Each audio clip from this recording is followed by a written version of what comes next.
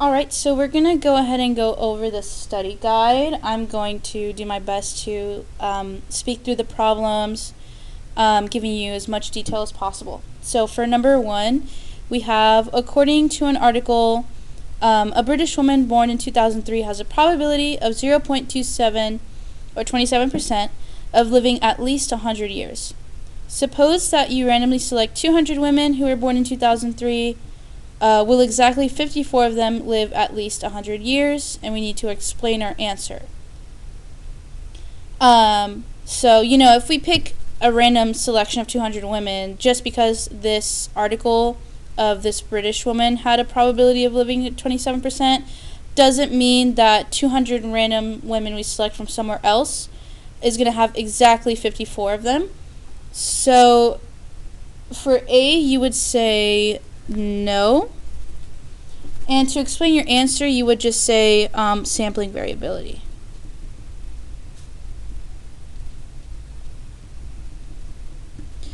You could also explain yourself like no, because it was a probability of that one woman living to at least 100, not exactly 27% of a randomly selected amount of women living to at least 100 years.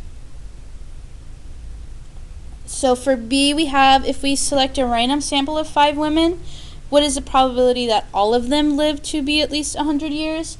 For this one, I guess we're assuming that these random sample of women, like, their probabilities are independent. And what do we know about independent probabilities?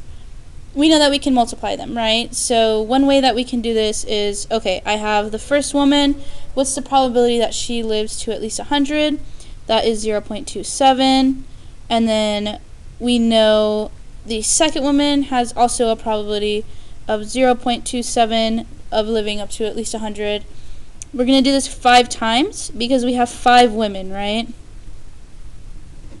So 1, 2, 3, 4. Oh, I'm missing 1. Is 5. But you could also just do 0.27 to the 5th, right? Just pulling out my handy dandy calculator. We have 0.27 to the 5th, and we get, hopefully you can see that, 0.00143.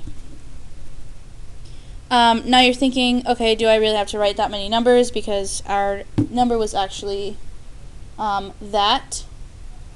I would say I would do at least 3 numbers that are not 0, just because if someone's grading your test or quiz and they want to ask, oh, what if they put this answer? At least you have some kind of I don't know, backup. Like, okay, I put numbers. I'm pretty close to the actual answer. So for C, if we select a random sample of 5 women, what's the probability that none of them live to at least 100 years? If I have the percentage that 0.27 are living to at least 100 years, the probability that none of them is living to at least 100 years would be like my complement, right? So I'm going to do 1 minus 0.27.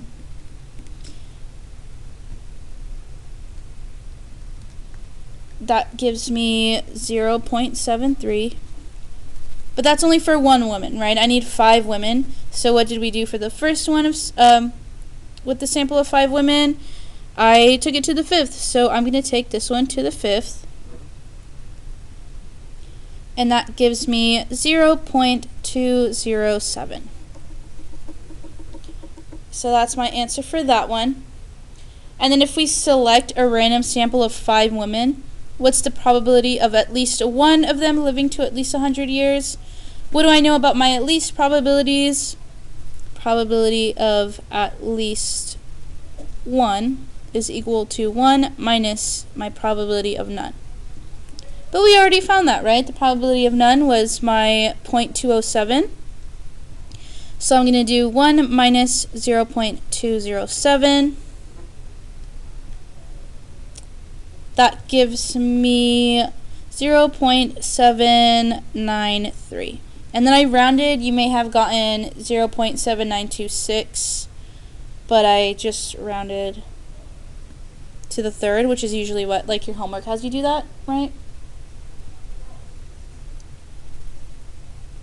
So now I want to find what kind of vehicle. I want to choose a new vehicle sold in the United States in December 2019.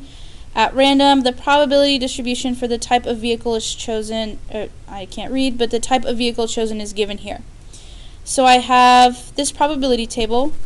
I want to know what is the probability that the vehicle is a crossover. Okay, well, what do I know about my probability tables? They have to add to 1, right? So you can just take your calculator. Hopefully there's no, I'll put it right there.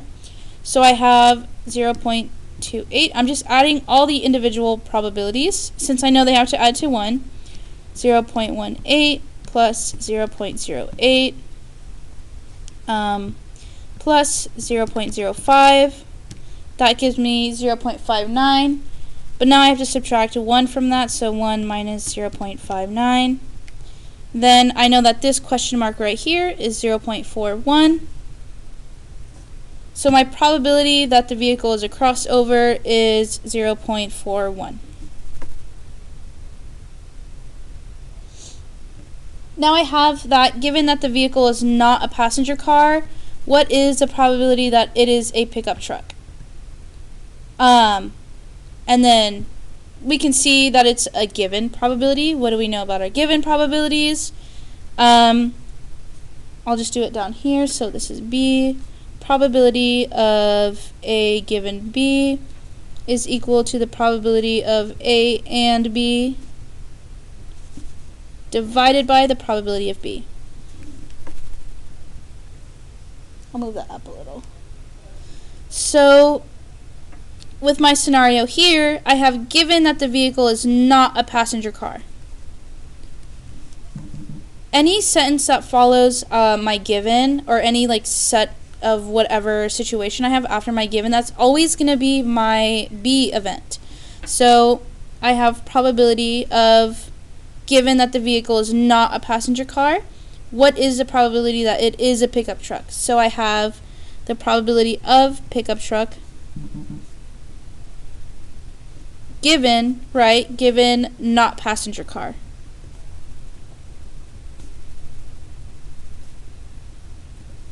That's what I have so far. So to separate that, because, you know, I always want you guys to show your work, we have probability of pick up, if I could spell, pickup truck, and not passenger car,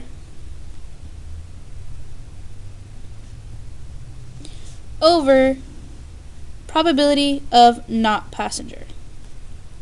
I don't want to write that many, words, and I'm pretty sure neither do you. So now I need to find the probability of me choosing a pickup truck and not a passenger car. So, if I choose this pickup truck, I already know I'm not choosing a passenger car, right? So our numerator is 0.18. My probability of picking a pickup truck and not a passenger car, 0.18. And my probability of not choosing a passenger car, I have that the probability of choosing a passenger car is 0.28, so my not, right, would be 1 minus 0.28.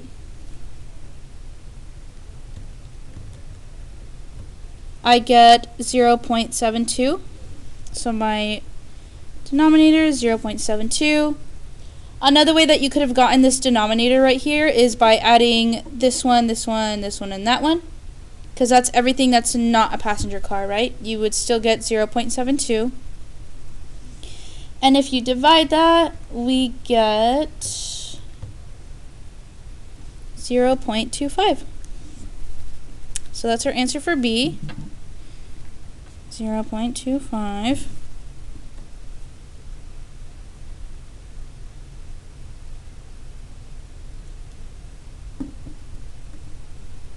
Then for C, I want to find the probability that the vehicle is a pickup truck, SUV, or minivan. Or is my very big indication that I'm going to be adding, right? What do we know about and probabilities? Usually we have to multiply. Then what do I know about OR probabilities? Usually I'm going to have to add something. So for C, I want probability of, I'm going to abbreviate, so I have pickup truck, or SUV, or minivan. So then I have my probability of pickup truck is 0.18 plus SUV, which is 0.08, plus minivan, which is 0.05.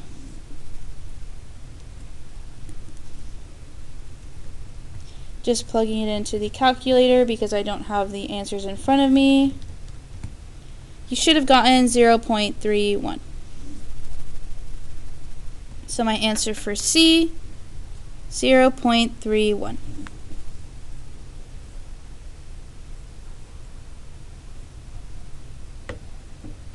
Alright, now we're going to go ahead and move on to this table. I know we probably all hate the tables. So one thing I like to do is extend my tables and add my totals. So I'm not just plugging in a bunch of things in the calculator, right? I don't know about you, but I always get lost in my calculator. So I'm going to find the totals right now. I know just based on helping you guys for, 4 periods that my complete total is 94. Here I have 26, 17, 24, 27, and then I have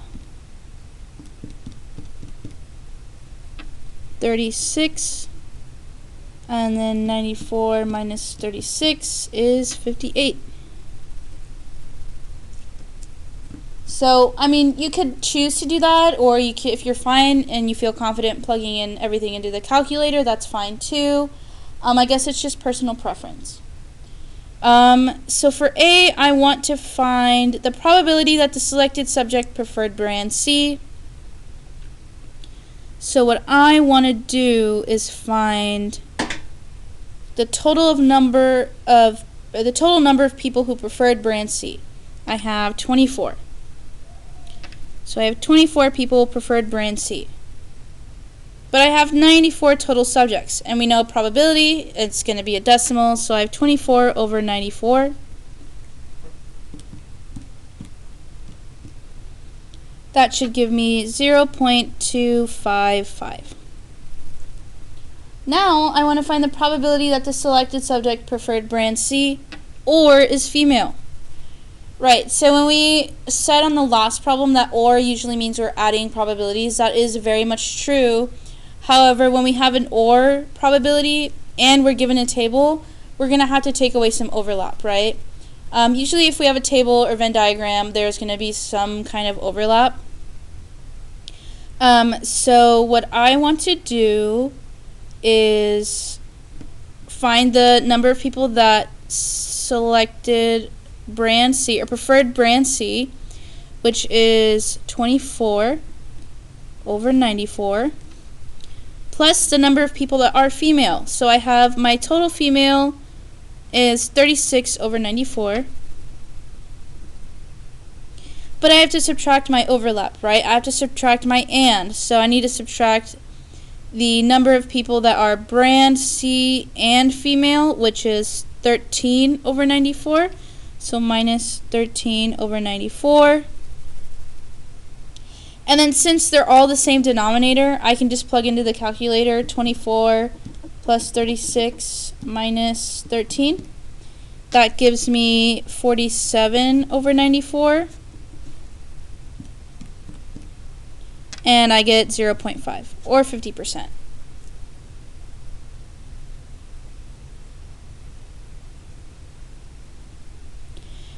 Now for C, I have to find the probability that the selected subject preferred brand C given that she is female. Again, what do we know about our given probabilities? We're going to have to divide something. So we have, I'm not going to write out the, the event A or event B, but I will write probability of brand C given female. So we know this separates into probability of brand C and female over probability of female.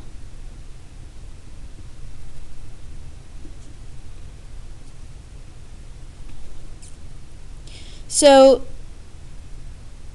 to find the probability of brand C and female, we know that that's 13 over 24, right?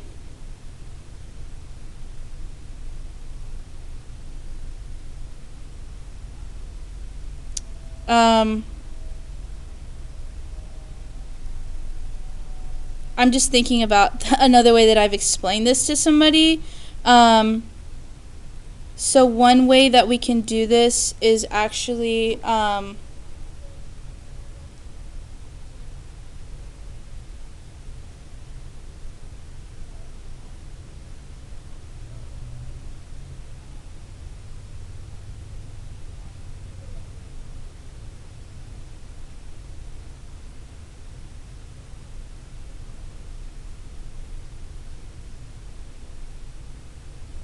so the way that I like to think about it is I'm going to take whatever I'm given, and that's going to be my denominator column. So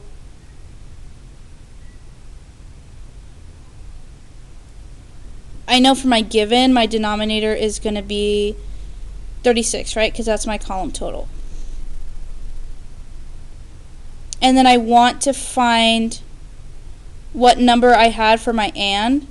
So it was probability of brand C and female. And that was my 13. So it's going to be 13 over 36.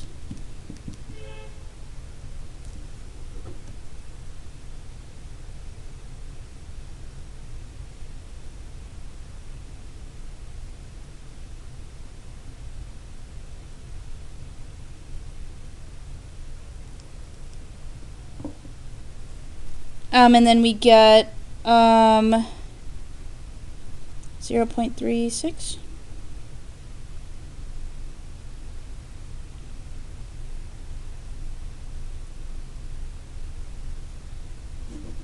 All right.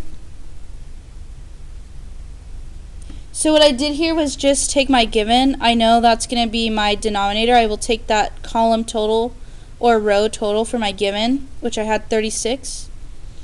And then I have the probability of brand C and female, which I know to be 13. Or sorry, yeah, well I mean it's still 13. I pointed at D, but that's still 13. So I would have taken that number.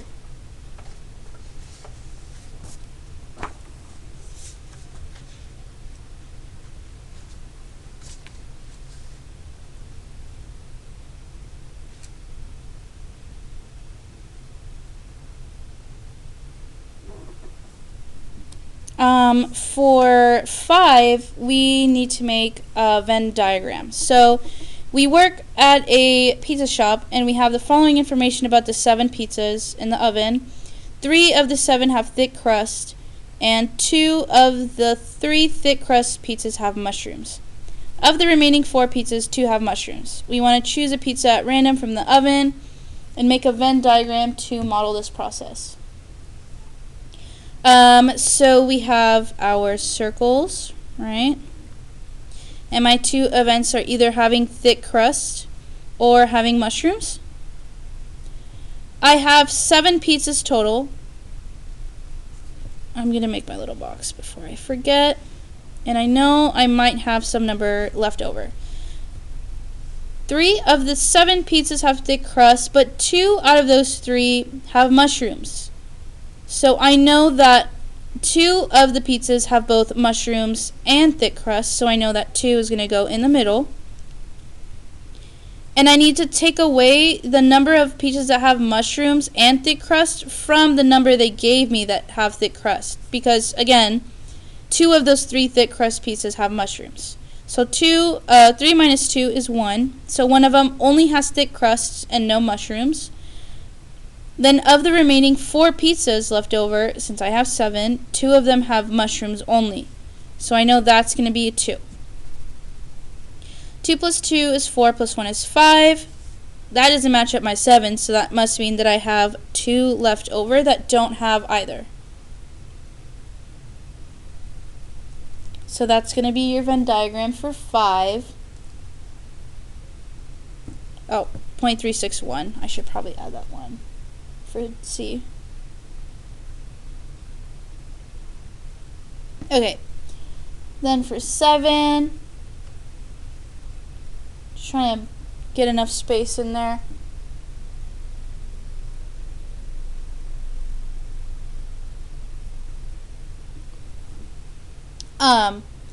We have detecting steroids. A company has developed a drug test to detect steroid use by athletes.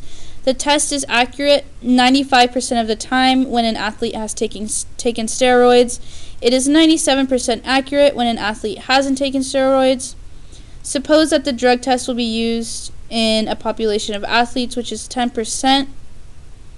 That have taken steroids. Let's choose an athlete at random and administer the drug test. So we want to make a tree diagram.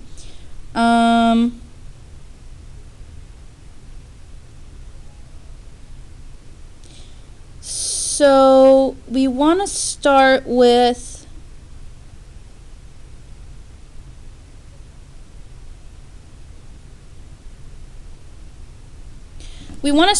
our athlete, right?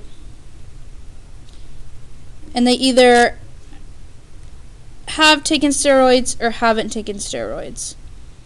We know 10% have, right? So this is 0.1. This is going to be steroids. That means the remaining 90% have not taken steroids, so no steroids. When given this test, if this athlete has taken steroids, it is accurate 95% of the time. So given this test, we're going to have our 2 branches. If they have taken steroids, the test is going to be accurate 0.95% of the time. So this is accurate. That means the remaining 0.05% means not accurate.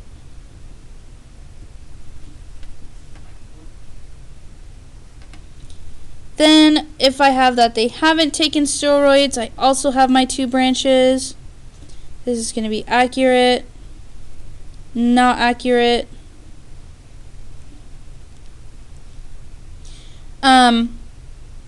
We have it is 97% accurate when they haven't taken steroids, so no steroids. Then it is 0.97, and the remaining is going to be 0.03.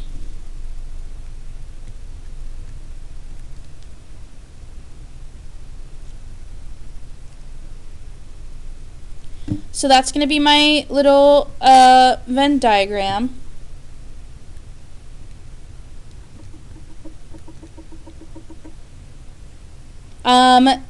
I think on the test he's going to want you to put your and statements. So here I'm going to have probability of steroids and accurate. I'm just going to abbreviate. Here I have probability of no steroids and accurate.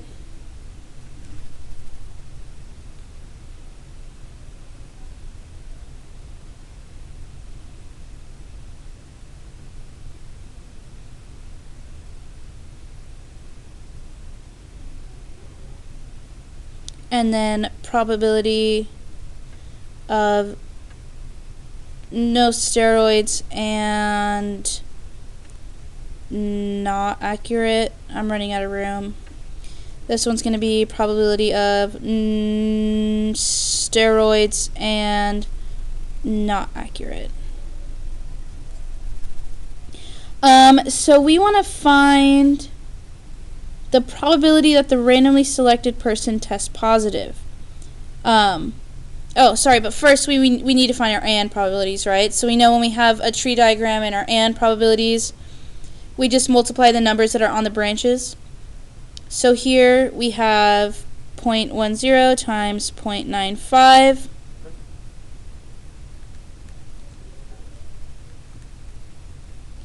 That is going to be 0.855. Gonna run out of room, but you get the gist of, what I'm trying to do. So 0.1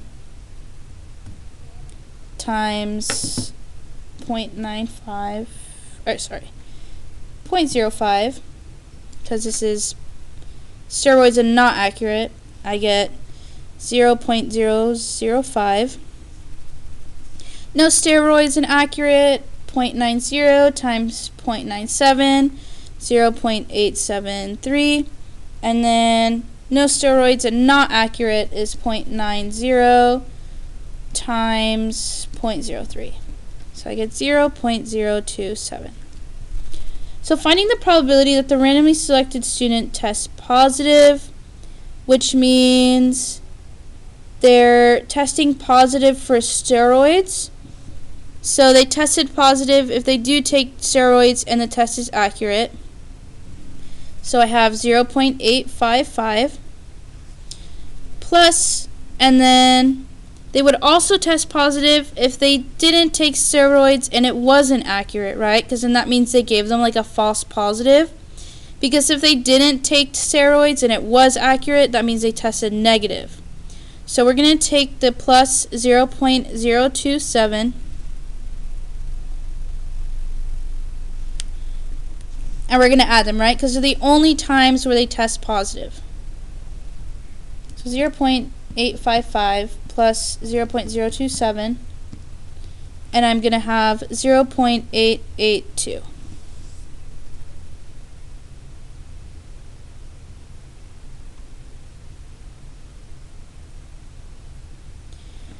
Then for C, suppose that the chosen athlete tests positive. What's the probability that he or she used steroids? So they're giving me kind of two situations like this. I'm kind of inferring, okay, we're gonna have to use a given probability. So I have probability of steroid use given test positive.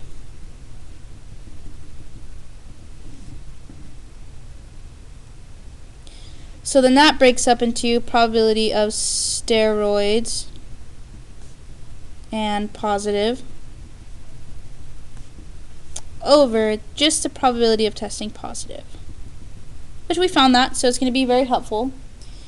So the probability of being on steroids and testing positive would be this number up here, so 0.855 divided by the probability of testing positive, which we found to be 0.882,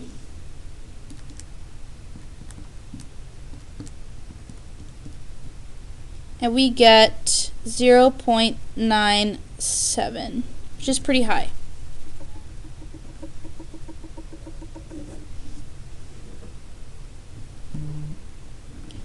Alright, and then I'm like 85% sure if I got C correctly, but we'll go over it tomorrow, and then I'll have Mr. Bringetto go through it, and my apologies if he gets something different, but this is how I do it. I guess we'll see tomorrow.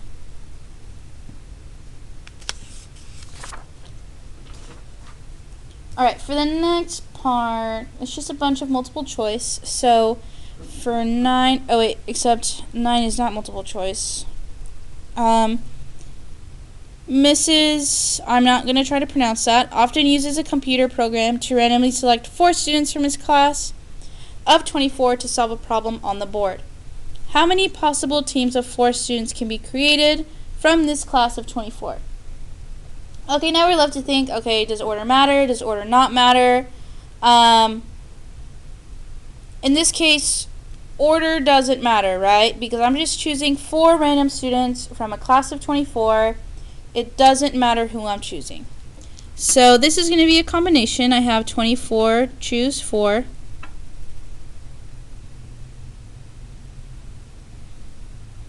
Just plugging that into my calculator. That gives me 10,626.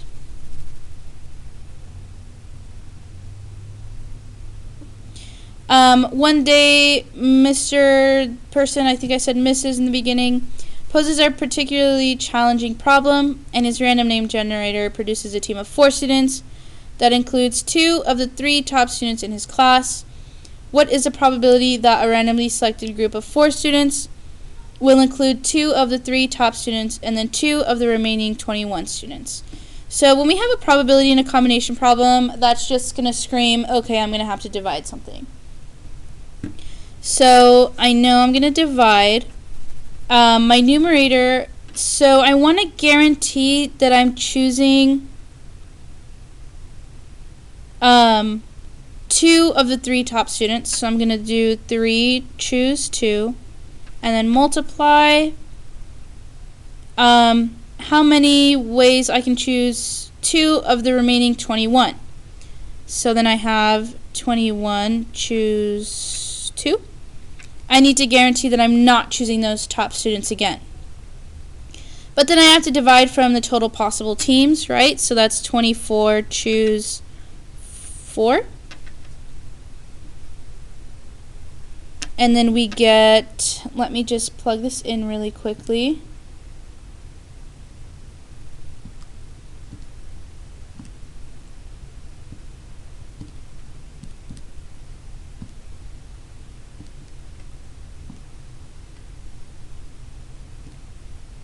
(21) choose 2 divided by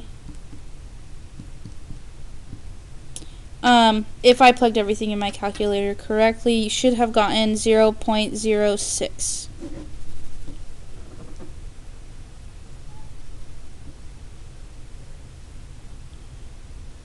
Alright, for Dr. Stats, he plans to toss a fair coin 10,000 times in the hopes that it will lead him to a deeper understanding of the laws of probability. Which of the following statements are true? It is unlikely that Dr. Stats will get more than 5,000 heads. Well, we don't really know that, right? So I don't think it's that one. Whenever Dr. Stats gets a string of 15 tails in a row, it becomes more likely that the next toss will be a head. No, because when you do heads or tails, the probabilities of those are independent, right? It's 50-50. Just because you get a tails the first time that you flip the coin doesn't mean you're more or less likely to get another tails the second time around. So it's definitely not this one. The chance that the 100th toss will be head depends somewhat on the results of the first 99 tosses. Again, no, these probabilities are independent, so they don't determine the other. It is likely that Dr. Stats will get about 50% heads. I would say this is the answer, because if it said exactly 50% heads, that would be like a no-no, because we don't know, the law of large numbers, right? We know that the more and more that he repeats the heads or tails, he's going to get as close to 50% as possible. It's not going to be exactly, we don't know, completely for sure, but it will be about 50% heads. It is likely.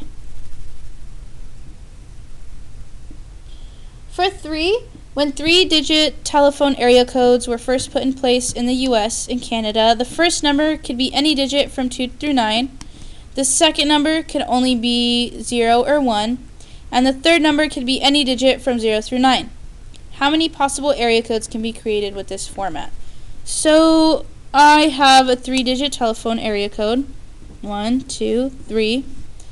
The first number can only be 2 through 9, so I have 2, 3, 4, 5, 6, 7, 8, 9. I have 8 choices, right? 8 choices for the first one.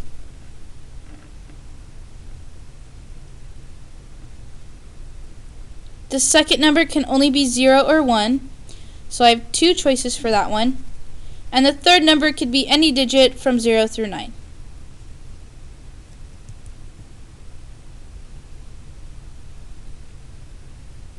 So that gives me 0, 1, 2, 3, 4, 5, 6, 7, 8, 9. That gives me 10 choices, right? So then I just multiply these. It's like my license plate problem. I keep bringing that up. Or the password one. You know, anytime we had to create password or, you know, something random that I had different requirements. So then I have 160. You guys should have gotten D.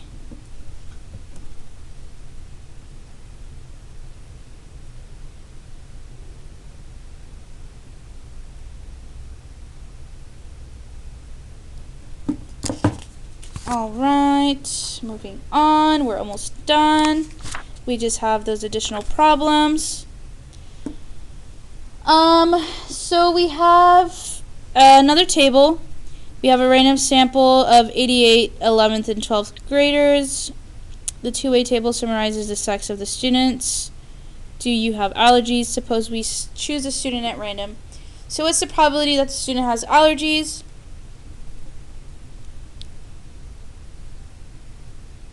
I would do, we have our totals, so we have the student having allergies, yes, 34 out of my total 88. So that should be B.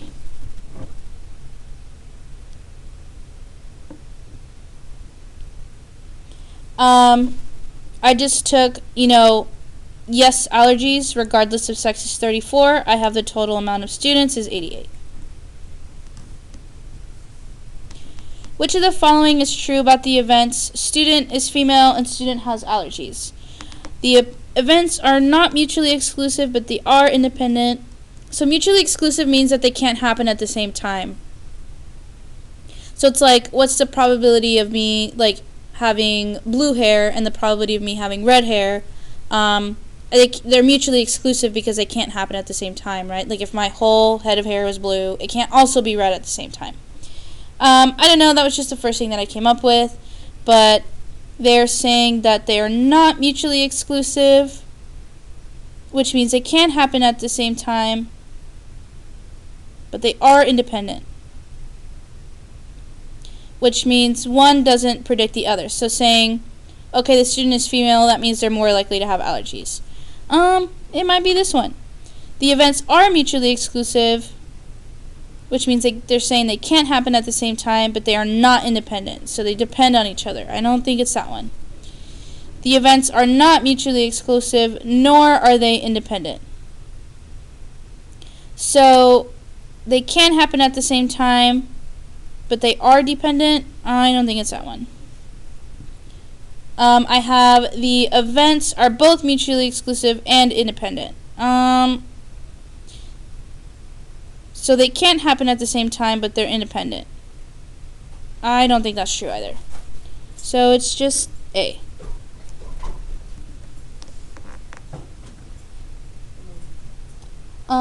So for 10, we have there are 12 students running for 3 student council positions. President, vice president, and secretary. Which of the following expressions represents the number of ways that these 3 positions can be filled by the 12 candidates? So I have 3 candidates. How many options do I have to fill the first space? 12 students.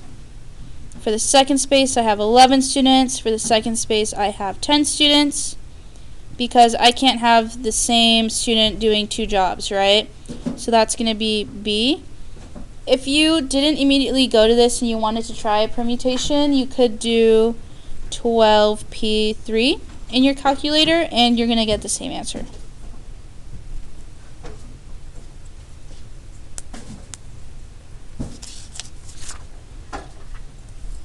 Alright, moving on to these additional problems.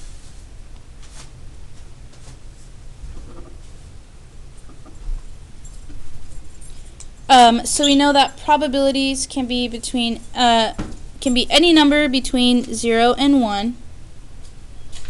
And then the probabilities of all outcomes should add up to 1. We know that for sure. And then we have on a soccer team, there are 2nd, 3rd, and 4th graders. If 14% are 2nd graders and 59% are 3rd graders, what is the probability that a randomly selected soccer player is in 4th grade? So we have 0.14 are 2nd graders, so 2nd. 3rd is 0.59, and 4th. Well, we just established that all of our probabilities should add up to 1, right? So what we're going to do is 0.14. We're going to do 1 minus 0.14 plus 0.59.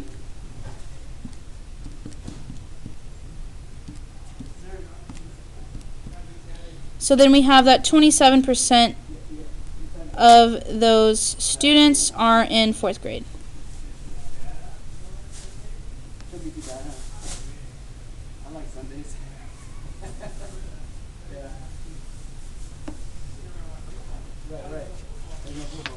For 3, I'm trying to look through the notes that I was given.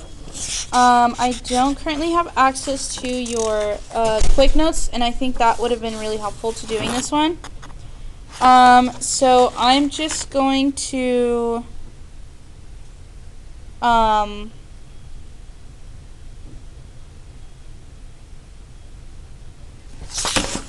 me see. Yeah, I think I'm just going to wait till he goes over that tomorrow because I can't exactly, he turned off his computer, so I can't really check, but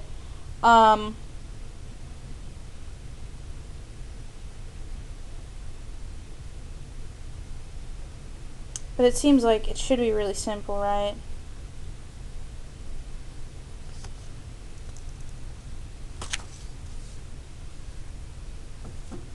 I'll just go and wait on number 3, and he will go over that tomorrow. I don't want to give you the wrong answer, so I'm just going to wait on that.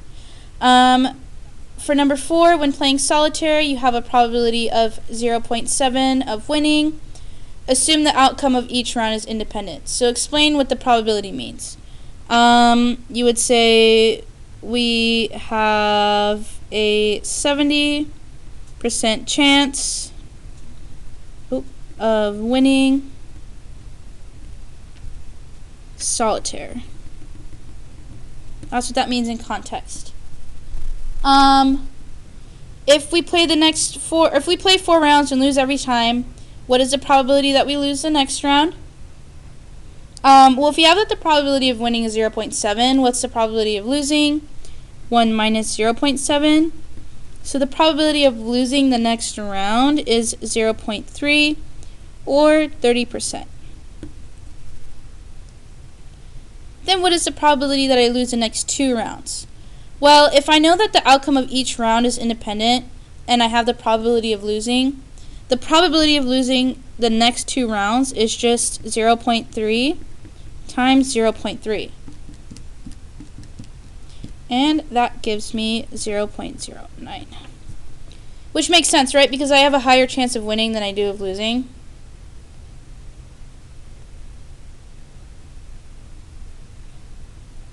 Alright, for number 5, I have, suppose 80% of a science class's experiments are successful.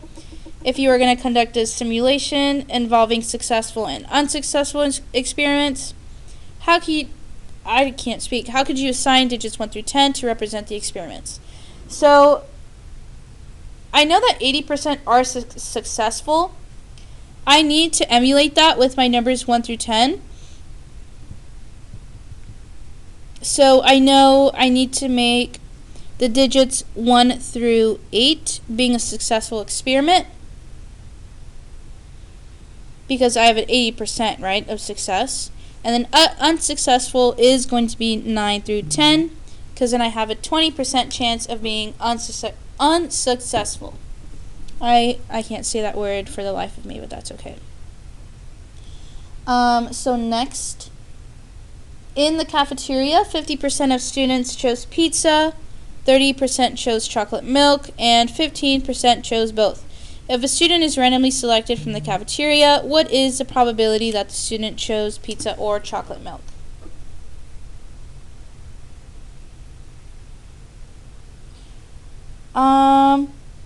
The first step to doing something like this is a Venn diagram, right? This kind of screams Venn diagram. So, I guess I'll make one right here.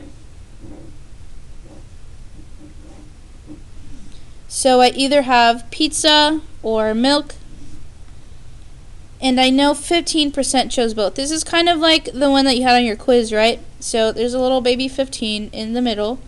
But I'm going to have to take that 0.15 away from the 50% and the 30%, if we remember that we did that on the quiz, right? So I have 0.5 in my calculator minus 0.15. So I know the percent that shows pizza only is 0.35. And then for chocolate milk only, I have to take 0.3 minus 0.15, and I get 0.15. But I know that this all has to add up to 1, right? So if we add up our all our numbers inside of the circles add up to 0.65. So if I subtract 1 minus 0.65, I get 0.35 on the outside. Because maybe some of the students didn't choose any of that, right?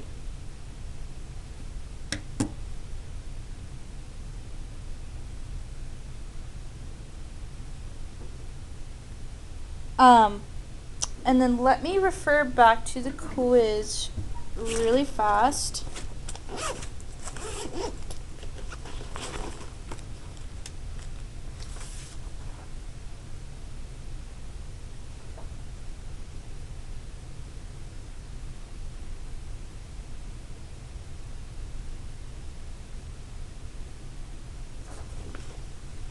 So if I want the probability that the student chose pizza or chocolate milk, we know or usually means we're adding, right? So what to do for this one, so I want probability of pizza or milk.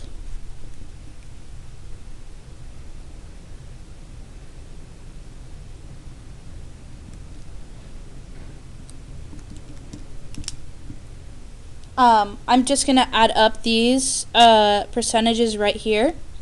So I get 0.35 plus 0.15 plus 0.15. And that was, I think I said it already, right? 0.65. And that's any student who either chose pizza or chose both or chose chocolate milk.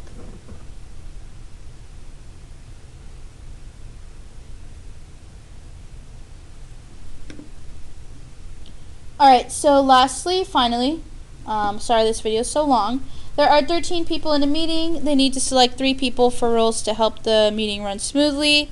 The first person picked will lead the meeting, the second person will take notes, and the third person will keep track of time. Is this a permutation or combination? Why? Well,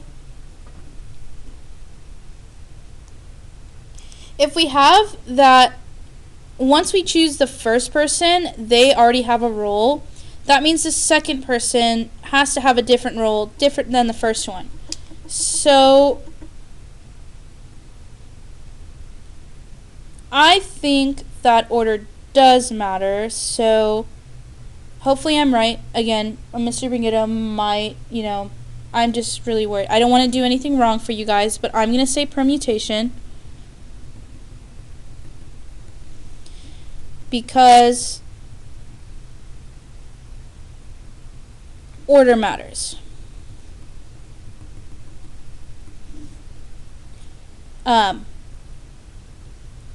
Because, if I have 3 different roles, again, I'm just moving into part B. If I have 3 different roles, how many choices do I have for the first role, which is leading the meeting? I have 3 different people to choose from. But I already have someone leading the meeting. which means I have 2 to choose from the next one to take notes, and the third person I have 1 person left to choose from to keep track of time. So that is the same as 3 factorial, which is also 6. So I have only 6 different ways to choose 3 people for these roles. I'm hoping you guys did the same thing. I want to think that, it is a permutation because order does matter. My apologies for not going over number 3, but we'll go over it tomorrow in class. I'm hoping that this helped a little bit, and then I'll see you tomorrow.